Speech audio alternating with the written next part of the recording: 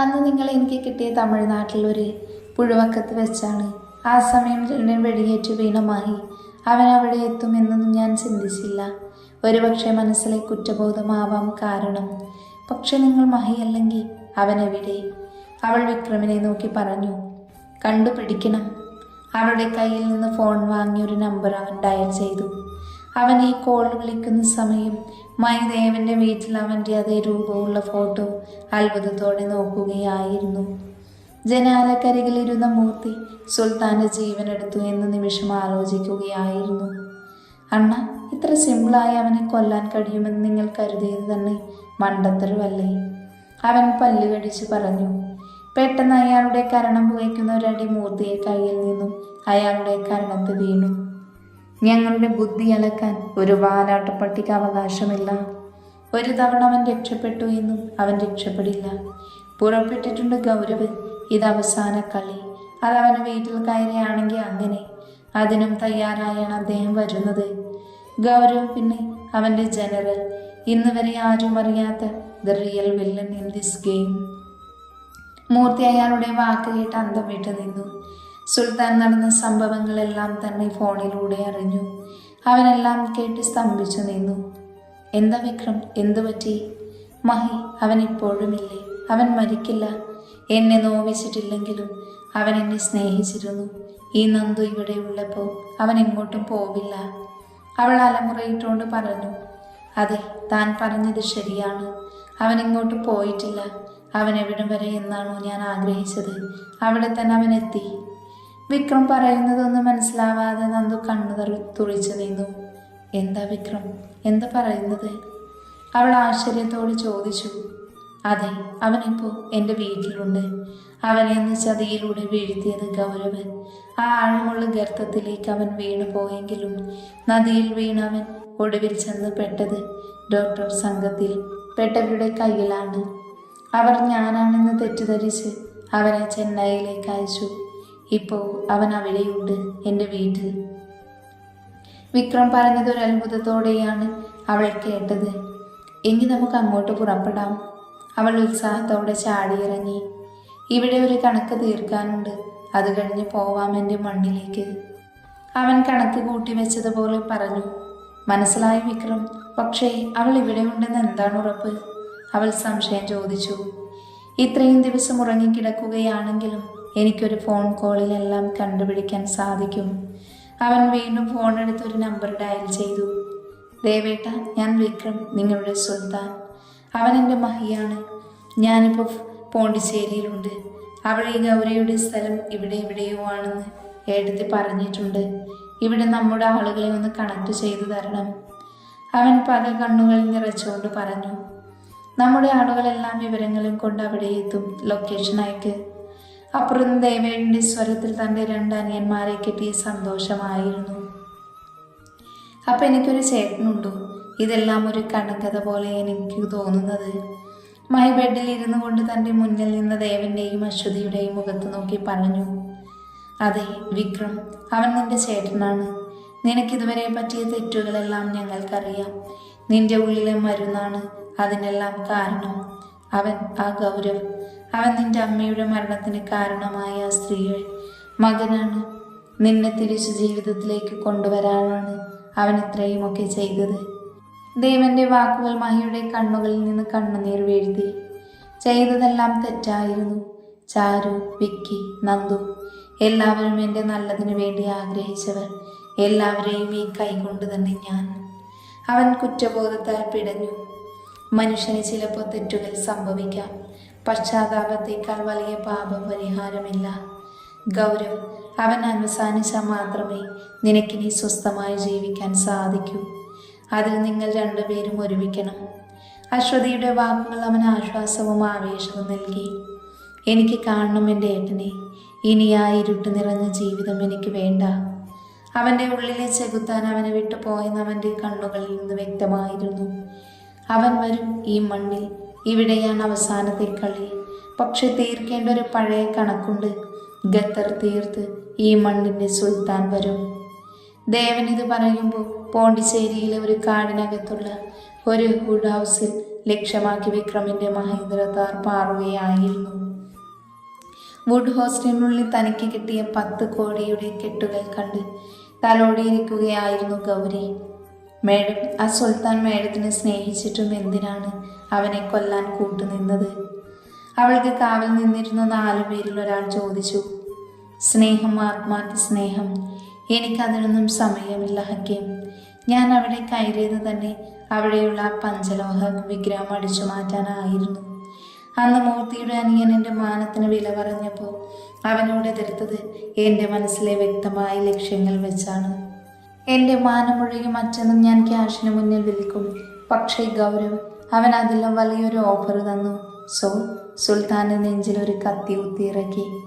അവൾ പൂവിനെന്ന് പറഞ്ഞ് ലാഘവത്തോടെ നിൽക്കുന്നത് കണ്ട് അവർ 4 പേരും അമ്പരന്ന് നിന്നു. പെട്ടെന്ന് അവളുടെ ഫോൺ റിങ് ചെയ്തു. വാട്ട്? എങ്ങനെ സംഭവിച്ചു? എൻ്റെ കൈ കൊണ്ട് അവൻ തീരേണ്ടതാണ്. സാരമില്ല, ഒരിക്കൽ കൂടി അവനെ അയക്കാനുള്ള യോഗം അതെനിക്കായിരിക്കും. അവൾ ചെറിയൊരു ചിരിയോടെ പറഞ്ഞു. മേഡം, എന്താണ് പ്രശ്നം? ആരായിരുന്നു ഫോണിൽ? കൂട്ടത്തിൽ ഒരുത്തൻ ചോദിച്ചു. Call from the top. അവൻ ഇനിയും ചത്തില്ലെന്ന്. അവനെ എനിക്കറിയാം.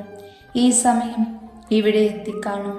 അവനുള്ള കെണി നമ്മൾ ഒരുക്കി കാത്തിരിക്കണം. അവൾ അടുത്തിരുന്നൊരു ബാഗ് തുറന്നു. അതിൽ 4 ഓട്ടോമാറ്റിക് സബ്മെഷീൻ ഗൺ ഉണ്ടായിരുന്നു. അത് അവരുടെ കയ്യിലേക്ക് ഇട്ടുകൊടുത്തു. അവൾ മറ്റൊരു മോഡേൺ മെഷീൻ അവൾ കയ്യിലെടുത്ത് ചെയറിലേക്കിരുന്നു. അവർ 4 പേരും പുറത്ത് വുഡ് ഹൗസിൻ്റെ പല ഭാഗത്തായി സ്ഥാനമുറപ്പിച്ചു. വിക്രമിൻ്റെ താര കാടിൻ്റെ നടുവിലായി നിന്നു. അവൻ ഡോറ് തുറന്ന് പുറത്തിറങ്ങി. അവൻ്റെ കയ്യിൽ ഒരു ഷോട്ട് ഗൺ ഉണ്ടായിരുന്നു. അവൻ വളരെയധികം സൂക്ഷ്മതയോടെ ആ കാട്ടിലെ വുഡ് ഹൗസിലേക്ക് ലക്ഷ്യമാക്കി നടന്നു. അവൻ്റെ കയ്യിലെ മാപ്പ് അനുസരിച്ച് അവൻ വുഡ് ഹൗസിന് കുറച്ച് ദൂരത്തായി നിന്നു. അവൻ അവിടെ കാവൽ നിന്ന് 4 പേരെ ബൈനോക്കുലർ ഉപയോഗിച്ച് അവൻ കണ്ടുപിടിച്ചു. അവൻ തൻ്റെ ഷോട്ട് ഗൺ ഉപയോഗിച്ച് അവരെ ലക്ഷ്യം വെച്ചു. ആ ഷോട്ട് ഗൺ 4 വട്ടം ശബ്ദിച്ചു. അവർ 4 പേരും മരിച്ചു വീണു. ശബ്ദം കേട്ടതും ഗൗരി ഒന്നുകൂടെ കരുതിയിരുന്നു. അവൻ വുഡ് ഹൗസിനകത്തേക്ക് അടിവെച്ച് വന്നു. അവൻ അകത്തേക്ക് കയറിയതും അകം കാലിയായിരുന്നു. ഗൗരി അവനെ കബളിപ്പിച്ചു കടന്നു കളഞ്ഞു എന്ന് അവന് ബോധ്യമായി. അവൻ തിരിഞ്ഞു നടന്നതും ഒരു ഡ്യൂക്ക് ബൈക്ക് ചീറിപ്പാഞ്ഞു പോകുന്നത് അവൻ കണ്ടു. അതിനു മുകളിൽ ബ്ലാക്ക് ലേവിസ് ജാക്കറ്റും ബ്ലാക്ക് ജീൻസും ധരിച്ച് ഗൗരി തൻ്റെ പണമടങ്ങിയ ബാഗ് തോളിലിട്ടുകൊണ്ട് പാഞ്ഞു. അവൻ കുറച്ചു ദൂരം ഓടി അവൻ്റെ താറിലേക്ക് കയറി. ആ താർ വളരെയധികം വേഗത്തിൽ അവളെ പിന്തുടർന്നു. കുറച്ചു ദൂരം ചെന്നതും അവൻ മാപ്പിലേക്ക് നോക്കി. അവൻ ഇടവഴിയിലൂടെ തൻ്റെ കാർ തിരിച്ചു. ഗൗരി വളരെയധികം വേഗത്തിൽ കാടിന് നടുവിലൂടെ ഡ്യൂക്കിൽ പോയി. പെട്ടെന്ന് ആ ഡ്യൂക്കിൽ താറ് വന്നിടിച്ചതും അവൾ തെറിച്ചു വീണു. വീണതും അവൾ തൻ്റെ പിന്നിൽ നിന്ന് മെഷീൻ ഗൺ എടുത്ത് താറിലേക്ക് വെടിയുയർത്തി. ചില്ല മുഴുവനും തകർന്നു. അവൾ എഴുന്നേറ്റ് പതിയെ ആ ജീപ്പിനടുത്തേക്ക് നടന്നു. അവൾ ഡോറ് തുറന്നതും അകം കാലിയായിരുന്നു. അവൾ തിരിഞ്ഞു നോക്കിയതും വിക്രം അവളുടെ കരടം താഞ്ഞടിച്ചു. അവൾ തെറിച്ച് നിലത്തേക്ക് വീണു. വിക്രം, നിനക്കിപ്പോഴും ഉശിരി പോയിട്ടില്ലല്ലേ? അപ്പം നമുക്ക് കളി തുടങ്ങാം. അവൾ കാലൊന്ന് വളച്ച് പതിയെ ഉയർന്നെഴുന്നേറ്റു. അവൾ ചൂടെ വെച്ച് അവനെ നേരിടാൻ ഒരുങ്ങി നിന്നു. ഞാനും ഒരുങ്ങി നിന്നതാ നിന്നെ പറഞ്ഞയക്കാൻ. പണത്തിനു വേണ്ടി ആരെയും ഒറ്റുകൊടുക്കുന്ന നിന്നെ പറഞ്ഞയക്കാൻ. അവന് തയ്യാറായവൾ നേരിട്ടു. അവൾ അവന് നേരെ ചാടിയതും അവൻ അവളുടെ കാലിൽ കൈപിടിച്ചു വെച്ച് അവളെ ചുഴറ്റിയെറിഞ്ഞു. അവൾ അടുത്തുള്ള മരത്തിൽ തലയടിച്ചു വീണു. വിക്രം, പ്ലീസ് എന്നെ കൊല്ലരുത്. ഞാൻ അങ്ങോട്ടെങ്കിലും ഓടിപ്പോയിക്കോളാം. അവൾ അവൻ്റെ കാലിൽ വീണു. നിന്നെ കൊല്ലണമെന്ന് ഉദ്ദേശിച്ചാൽ ഞാൻ വന്നത്. പക്ഷെ നിന്നെ ഞാൻ സ്നേഹിച്ചിരുന്നു. അതുകൊണ്ട് ഒരു തവണ ഇനി എൻ്റെ മുന്നിൽ വന്ന് പോകരുത്. പോ. അവൻ അവൾക്ക് ജീവൻ ഭിക്ഷയായി നൽകി തിരിഞ്ഞു നടന്നു. അവൻ തിരിഞ്ഞതും അവളുടെ ഉള്ളിലെ രാക്ഷസി ഉണർന്നു. അടുത്തിരുന്നൊരു തടിക്കഷ്ണം എടുത്തെഴുന്നേറ്റ് അവന് നേരെ നടന്നതും വിക്രം തിരിഞ്ഞു നോക്കി. അവൻ്റെ നോട്ടം അവൾ ഷോക്കടിച്ചതുപോലെ നിന്നു. ഇല്ല ഗൗരി, നീ മാറില്ല. നിനക്ക് ഞാൻ വിധിച്ചത് തന്നെയാ ശരി.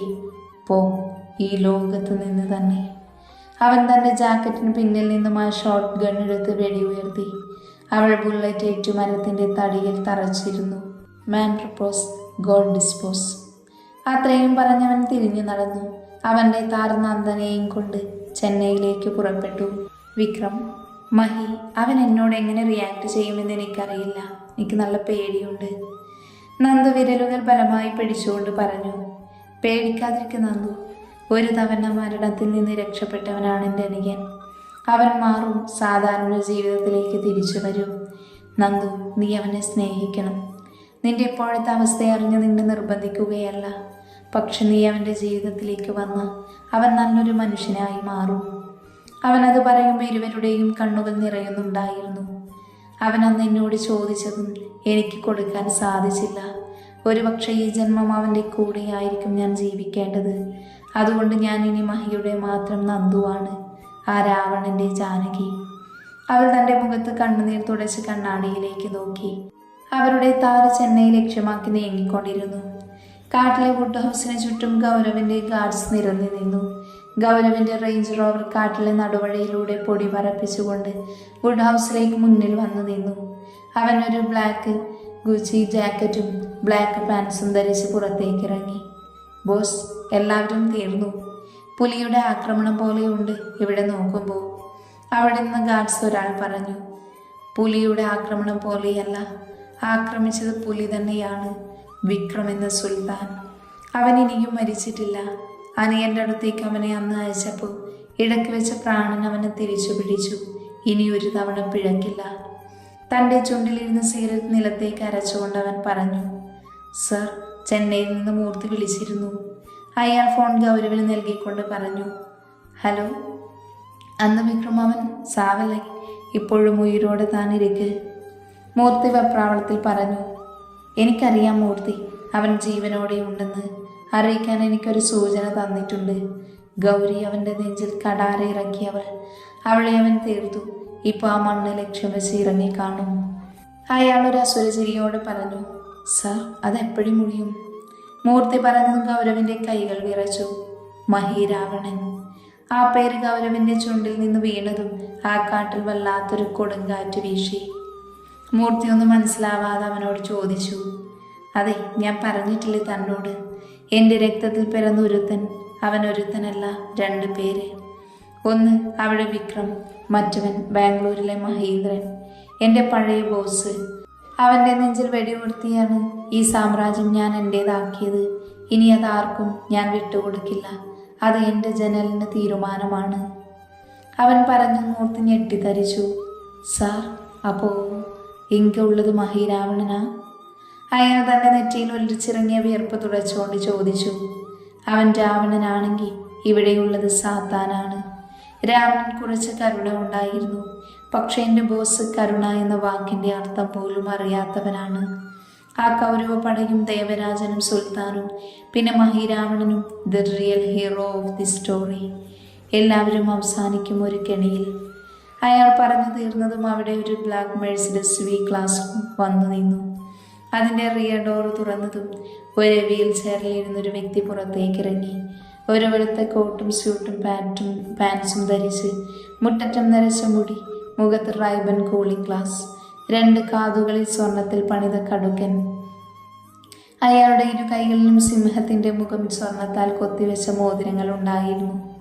മോനെ ഗൗരവ്, നമ്മുടെ പ്ലാനിലെവിടെയോ ഒരു പിഴവ്. 2 പേരും തീരണമായിരുന്നു, പക്ഷെ നടന്നില്ല. നിന്റെ അമ്മ എൻ്റെ മകൾ അവളാണ്. ആ വിക്രമിനെല്ലാം പറഞ്ഞു കൊടുത്തത്. അവളിപ്പോൾ സ്വർഗത്തിലെത്തിക്കാണും. പക്ഷെ മഹി അവിടെ ഉണ്ടെങ്കിൽ വിക്രം എങ്ങനെ രക്ഷപ്പെട്ട് കണ്ടുപിടിക്കണം? ഗൗരിയുടെ ലൊക്കേഷൻ അവൻ കണ്ടുപിടിച്ചിട്ടുണ്ടെങ്കിൽ ഇവിടെ അവൻ്റെ ആളുകൾ ഉണ്ടാവും. അവരെ പൊക്കണം. അയാൾ തൻ്റെ വീൽ ചെയറിൽ ബോക്സിൽ ഇരുന്ന ഗണ്ണെടുത്ത് അവിടെ നിന്ന് 2 ഗാർഡ്സിനെ വെടിവെച്ചിട്ട് അയാൾ അട്ടാസിച്ചു.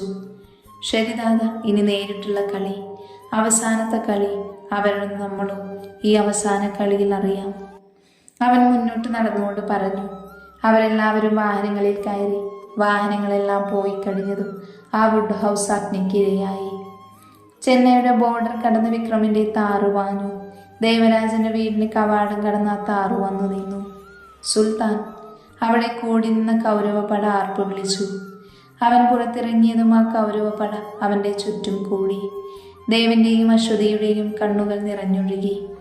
ഏട്ടാ, ഏട്ടത്തി, ഇതാണ് നന്ദു, മഹിയുടെ കഥയിലെ നായിക. അവൻ നന്ദുവിനെ മുന്നോട്ട് നിർത്തിക്കൊണ്ട് അവർക്ക് പറഞ്ഞുകൊടുത്തു.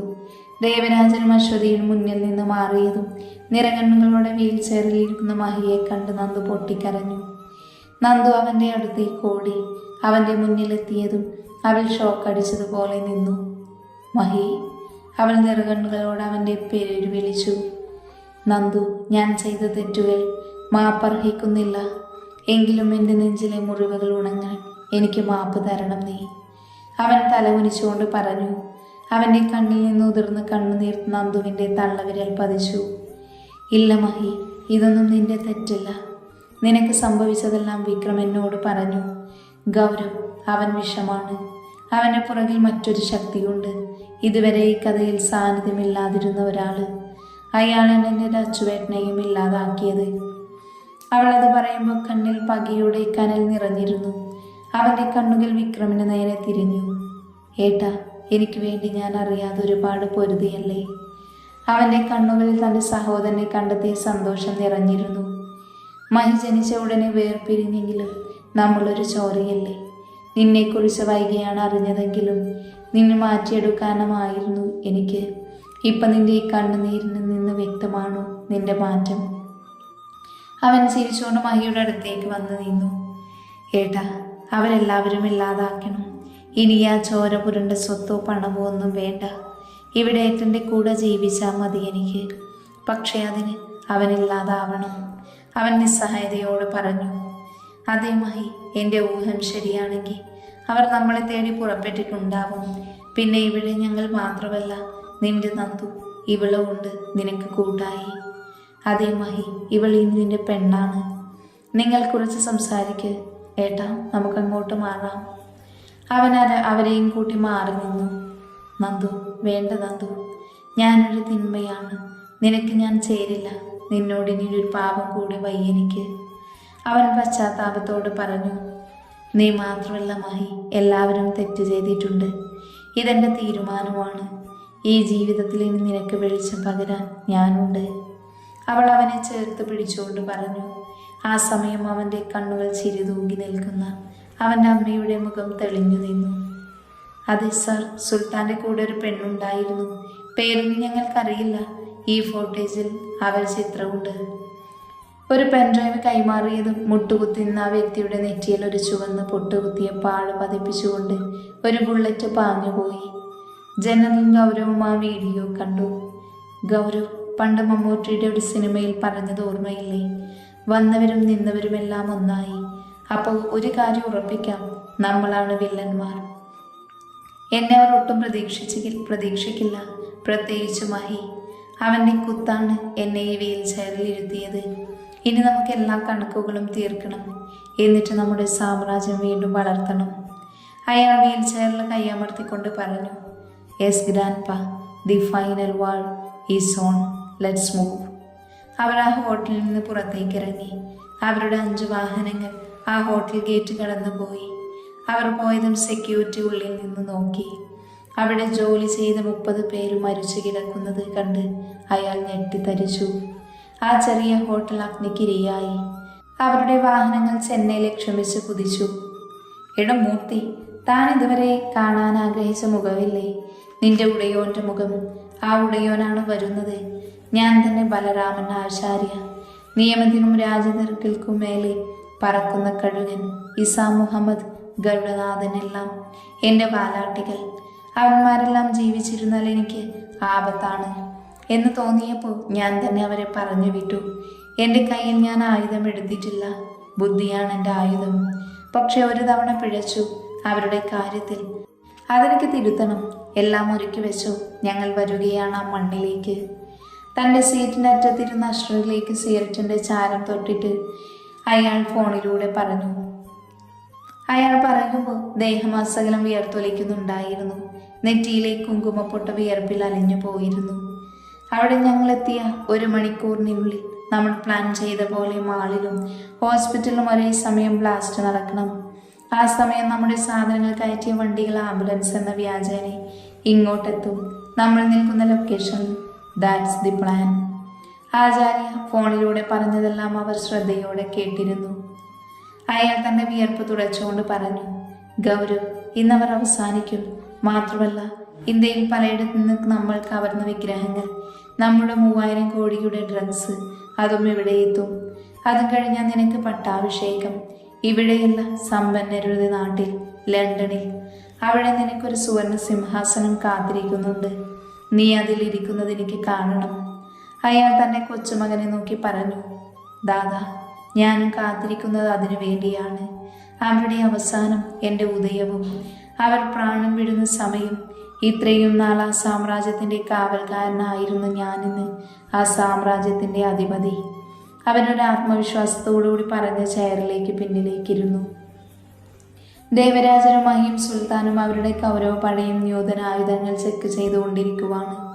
അവരുടെ ഗോഡൌണിലെല്ലാം തയ്യാറെടുപ്പോടുകൂടി അവർ ഇരുന്നു. മഹി, ഈ ഒരു തവണ കൂടി നീ രാവണനാവണം. ആ പഴയ മഹി. അവർ നമ്മളായി ബന്ധപ്പെട്ട 30 പേരുടെ ജീവനെടുത്തു. അവർ കൊടുക്കുന്ന ശിക്ഷ അത് ഭയാനകമായിരിക്കണം. വിക്രം തന്റെ കയ്യിലിരുന്ന ഓട്ടോമാറ്റിക് മെഷീൻ ഗൺ ലോഡ് ചെയ്തുകൊണ്ട് പറഞ്ഞു. അതെ ഏട്ടാ, എന്നെ ചെകുത്താനാക്കി മാറ്റി അവരെല്ലാം തീർക്കണം. അത് കഴിഞ്ഞ് എൻ്റെ തന്തുവിന് വേണ്ടി എനിക്ക് ജീവിക്കണം, ഒരു മനുഷ്യനായിട്ട്. മൈ തൻ്റെ കയ്യിലിരുന്ന പിസ്റ്റൾ ലോഡ് ചെയ്തുകൊണ്ട് പറഞ്ഞു. പെട്ടെന്ന് സുൽത്താൻ്റെ ഫോൺ റിംഗ് ചെയ്തു. Hello, okay, we are coming, അവൻ ഫോണിലൂടെ പറഞ്ഞു. മഹി, ദേവേട്ട, അവരുടെ മാളത്തിൽ അവർ എത്തി. ഇനി നമ്മുടെ ഊഴം. ഇത്രയും നാൾ കളിച്ചു ജയിച്ചവർക്ക് അവസാന നിമിഷം ഒരു ട്വിസ്റ്റ് കൊടുത്ത് അവരെ കാലാപുരിയിലേക്ക് അയക്കേണ്ട നിമിഷം. അവൻ തൻ്റെ കയ്യിലിരുന്ന മെഷീൻ ഗൺ കറക്കിക്കൊണ്ട് പറഞ്ഞു. അവർ 3 പേരുമൊപ്പം ഗൗരവപ്പടയും നടന്നു നീങ്ങി. 4 ഏക്കർ വിസ്തീർണമുള്ള ഒരു എസ്റ്റേറ്റ്. മൂർത്തിയുടെ ആളുകൾ മുൻപേ തന്നെ അവിടെ വളഞ്ഞിരുന്നു. കാട്ടിളകിലെങ്കിൽ ചതച്ചരച്ചുകൊണ്ടൊരു റേഞ്ച് റോവറും മെഴ്സിഡസ് വി ക്ലാസും 2 ട്രക്കുകളും അവിടെ വന്നു നിന്നു. വീൽ ചെയറിൽ വന്നിറങ്ങിയ മനുഷ്യനെ കണ്ട് മൂർത്തി വീണിയ വിധേയനായിരുന്നു. അവൻ ചിരിച്ചുകൊണ്ട് പറഞ്ഞു. എല്ലാം വിചാരിച്ച പോലെ തന്നെ നടന്ന് നിനക്ക് ഞാൻ പറഞ്ഞ പണം തരും.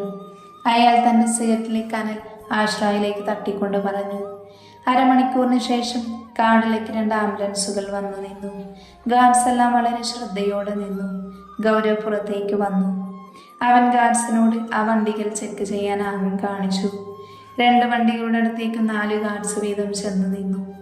അവർ ഡോറ് തുറന്നതും പെട്ടെന്ന് അവിടെ ഒരു ഉഗ്ര സ്ഫോടനം നടന്നു. അവിടെ മൊത്തം തീക്കനകൾ പാറി. ഗാർഡ്സ് കയ്യിൽ ആയുധം പിടിച്ച് ചുറ്റും നിന്നു. പെട്ടെന്ന് അവിടെ ആകെ വെടി ശബ്ദമുയർന്നു. ഗൗരവിന്റെ ഗാർഡ്സ് എല്ലാം പെട്ടെന്ന് മരിച്ചു വീണു. ഗൗരവും ആചാര്യവും ഒന്നും മനസ്സിലാവാതെ ഭീതിയോടെ നിന്നു. പെട്ടെന്ന് ആ കാടിന്റെ പല ഭാഗത്തു നിന്ന് കൗരവപ്പട വന്നു നിന്നു. മൂർത്തിയുടെ ആളുകൾ അവർക്ക് നേരെ തോക്ക് ചൂണ്ടി. പെട്ടെന്ന് ആ കാട്ടിൽ ഒരു കൊടുങ്കാറ്റ് വീശി. ഗൗരവിന്റെയും ആചാര്യയുടെയും മുഖത്തേക്ക് അവിടെ കിടന്ന ഇലകൾ പാറിയടിച്ചുകൊണ്ടിരുന്നു. അവർ പതിയെ മേലോട്ട് നോക്കിയതും ആ കാഴ്ച കണ്ട് ഗൗരവും ആചാര്യവും ഞെട്ടിപ്പോയി. ഒരു ആർമി പെയിന്റ് അടിച്ച ഹെലികോപ്റ്റർ പ്രത്യക്ഷപ്പെട്ടു. അതിന്റെ ഇരുവശങ്ങളിൽ രാമരാവണന്മാർ നിൽക്കുന്നത് കണ്ട് അവർ ഞെട്ടിയിരുന്നു. ഹെലികോപ്റ്റർ ലാൻഡ് ചെയ്യാനുള്ള സ്ഥലമൊരുക്കി കൗരവപ്പട പിന്നിലേക്ക് മാറി നിന്നു. ആ ഹെലികോപ്റ്റർ പതിയെ നിലത്തേക്ക് ലാൻഡ് ചെയ്തു. മയും വിക്രമനും ബ്ലാക്ക് ഗുച്ചി ജാക്കറ്റും ബ്ലാക്ക് പാൻസും ധരിച്ച് അവർക്ക് മുന്നിലേക്ക് വന്നു നിന്നു. ഓ, വന്നല്ലോ രാമരാവണന്മാർ. ഇതെല്ലാം തകർത്തു കളഞ്ഞെന്ന് കരുതി ഞങ്ങളെ തോൽപ്പിക്കാൻ കഴിഞ്ഞില്ല. ഞങ്ങൾ നിങ്ങൾ കൊന്നു കളഞ്ഞാലും ഈ നഗരം ചാമ്പലാവും, ആചാര്യയുടെ ചിരിതൂക്കിക്കൊണ്ട് പറഞ്ഞു. എല്ലാ വില്ലന്മാരും അവസാനം ഇങ്ങനെ ഒരു പണി ചെയ്യുമെന്നറിയാം. പക്ഷെ കളിയൊരു ട്വിസ്റ്റ് ഉണ്ട് ഗൗരവ്. നിന്റെ കിളവൻ തന്തയുടെ ഉപദേശം കേട്ട് പിന്നിൽ നിന്ന് കുത്തിയ നിനക്കും അതിന് ഉപദേശം തന്ന നിന്റെ തന്തയ്ക്കും എൻ്റെ ഏട്ടൻ്റെ മറുപടി. മായി മുന്നോട്ട് ചെന്ന് പറഞ്ഞു. എടോ ആചാര്യ, തൻ്റെ ഫോണിലൊരു കോള് വരുമൊന്ന് എടുത്തു നോക്ക്. അപ്പോഴറിയാം നിനക്ക് ഞങ്ങൾ തന്ന പണി എന്താണെന്ന്. വിക്രം പറഞ്ഞു തീർത്തതും ആചാര്യയുടെ ഫോൺ റിംഗ് ചെയ്തു. Hello, what? എങ്ങനെത് സംഭവിച്ചു? You devils! അയാൾ വിറയലോട് അവരെ നോക്കി. നിർത്തടോ കഴിവേറുടെ മോനെ. നീ നഗരം ചുട്ടി ചാമ്പലാക്കാൻ ഒരു പ്ലാൻ ഇട്ടില്ലേ? അത് ഞങ്ങളൊന്ന് മാറ്റി. നിന്റെ ലോകത്തുള്ള എല്ലാ രഹസ്യ ഗോഡൌണിലും പണം സൂക്ഷിച്ച സകല സ്ഥലങ്ങളും അഗ്നിക്കിരയാക്കി. എങ്ങനെയാണെന്നല്ലേ? എൻ്റെ ബോസ്, അദ്ദേഹത്തിൻ്റെ കൈയെത്താത്ത ഒരു സാമ്രാജ്യം പോലും ഈ ലോകത്തില്ല. ഇപ്പം നിങ്ങൾ വെറും 0 ആണ്. ഞങ്ങളുടെ അച്ഛൻ്റെ വാലാട്ടി നടന്നപ്പോൾ എന്തായിരുന്നു അത് മാത്രം. വിക്രം ഉച്ചത്തിൽ പറഞ്ഞതും അവിടെ ഒരു ഇടിമുഴക്കം അനുഭവപ്പെട്ടു. എല്ലാം തകർത്താലും ഞങ്ങൾ രണ്ടും ഇപ്പോഴും ബാക്കിയുണ്ട്. മൂർത്തി, ഇവരെല്ലാവരെയും തീർക്ക്, ആചാര്യ ആജ്ഞ പോലെ പറഞ്ഞു. പെട്ടെന്ന് മൂർത്തിയുടെ മുഖത്ത് ചതിയുടെ ചിരി തെളിഞ്ഞു. മൂർത്തിയടക്കം അവൻ്റെ എല്ലാ ആളുകളും മഹിയുടെയും വിക്രമൻ്റെയും പിന്നിൽ പോയി നിന്നു. എന്താ ഗൗരവ്, മരവിച്ചു പോയോ?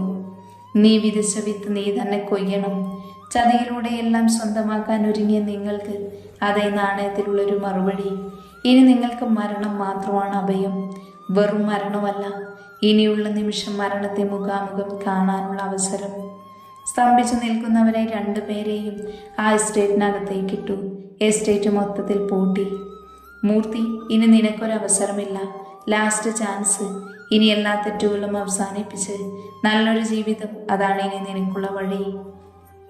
അവർ പറഞ്ഞു തീർന്നതും അയാൾ അവരുടെ കയ്യിൽ പിടിച്ച് കരഞ്ഞു. ഹെലികോപ്റ്ററിനകത്ത് ദേവരാജൻ ഇതെല്ലാം കണ്ട് കണ്ണു നിറച്ചു. ആ എസ്റ്റേറ്റിനകത്ത് ഗൗരവും ആചാര്യയും പേടിച്ചു വിറച്ചു നിന്നു. കൗരവപടയും ട്രക്കും രാമരാവണന്മാരുടെ ഹെലികോപ്റ്ററും പറന്നുയർന്നു. കുറച്ചു സമയം കഴിഞ്ഞതുമായ എസ്റ്റേറ്റ് അഗ്നിയിൽ വെന്തമർന്നു. ഒരു കല്യാണ മണ്ഡപം നന്നായി അലങ്കരിച്ചിരുന്നു. നന്ദു വധുവേഷത്തിൽ അതിസുന്ദരിയായിരുന്നു. ദേവനും അശ്വതിയും നന്ദുവിൻ്റെ അച്ഛനും അമ്മയും അനിയനും കൗരവപടയും നിൽക്കുന്നുണ്ടായിരുന്നു. വിക്രമും മഹിയും മറ്റൊരു മുറിയിൽ എന്തോ സംസാരിക്കുവാണ്. ഏട്ടാ, ഞാൻ പറഞ്ഞതൊന്ന് കേൾക്ക്. ഏട്ടൻ്റെ കല്യാണം കഴിക്കാതെ ഞാനെങ്ങനെയാ? അവൻ വിക്രമിൻ്റെ മുഖത്ത് നോക്കി ചോദിച്ചു. അനിയ, ആദ്യം നീ അവളെ സ്വീകരിക്കണം. നിന്റെ ജീവിതത്തിലാണ് പിഴവ് സംഭവിച്ചിരിക്കുന്നത്, അത് ശരിയാകണം. വിക്രം അവന് മറുപടി കൊടുത്തു. എന്തിവിടെ രണ്ടുപേരും കൂടി ഒരു സംസാരം? ദേവനിടയിൽ കയറി. ദേവേട്ട, ഇവൻ പറഞ്ഞത് കേട്ടോ, എൻ്റെ കല്യാണം ആദ്യം നടക്കണമെന്ന്. ഇപ്പം എങ്ങനെയാ അത്, ഒരു പെൺകുട്ടിയെ കണ്ടുപിടിക്കാതെ? അവൻ ചിരിച്ചുകൊണ്ട് പറഞ്ഞു. ഓ അതാണോ? അതിന് പറ്റിയൊരു പെൺകുട്ടി ഇവിടെ തന്നെ ഉണ്ടല്ലോ. അശ്വതി ചിരിച്ചുകൊണ്ട് പറഞ്ഞു. അവൻ പെട്ടെന്ന് എല്ലാവരെയും ഒന്ന് നോക്കി. മഹിയടക്കം എല്ലാവരുടെയും മുഖത്തും ചിരി പടർന്നു. പെട്ടെന്ന് വാതിൽ കടന്ന് നീണ്ട മുടിയും നീല കണ്ണുകളും മെലിഞ്ഞ ശരീരവും മധുവാർന്ന ചിരിയും വിടർത്തിക്കൊണ്ട് ഒരു പെൺകുട്ടി അങ്ങോട്ട് കടന്നു വന്നു. എന്താ വിക്രം, മനസ്സിലായോ ഇവളെ? നിന്റെ പഴയ ഗൗതമി. ആ പേര് കേട്ടതും അവൻ്റെ കണ്ണുകൾ തിളങ്ങി. സുൽത്താൻ, വലുതായി നീ എന്നെ കല്യാണം കഴിക്കുമോ? കിണുങ്ങി കിണുങ്ങി അടുത്തു വന്ന ഒരു ചെറിയ പെൺകുട്ടിയുടെ മുഖം അവൻ്റെ കണ്ണുകളിൽ മിന്നിമറഞ്ഞു. എന്താ സുൽത്താൻ, നീ എന്ന് പറഞ്ഞില്ലേ ഞാൻ നിന്നെ മറക്കുമെന്ന്? മറന്നില്ലല്ലോ ഞാൻ. ഇനി എന്നെ സ്വീകരിച്ചൂടെ? മുന്നിൽ നിൽക്കുന്ന അവളുടെ ചോദ്യം കേട്ട് അവൻ്റെ മുഖത്ത് ചിരി വന്നു. അപ്പോൾ ഏട്ടൻ സമ്മതിച്ചു ഇല്ല ഏട്ടാ? മായി അവനെ തിരിച്ചു നിർത്തിക്കൊണ്ട് ചോദിച്ചു. സമ്മതിക്കാതെ അനിയൻകുട്ട സമ്മതിച്ചില്ലേ? അശ്വതി അവൻ അവളുടെ നേർക്ക് പിടിച്ചു നിർത്തി. എല്ലാവരും അവനെ തന്നെ ഉറ്റുനോക്കി. അവൻ്റെ മുഖത്ത് സമ്മതത്തിൻ്റെ ചിരി നിറഞ്ഞു. എല്ലാവരും ഒരുപോലെ തുള്ളിച്ചാടി. കല്യാണ മണ്ഡപത്തിൽ രാമരാവണന്മാർ തങ്ങളുടെ മധുവിന് താലി ചാർത്തി.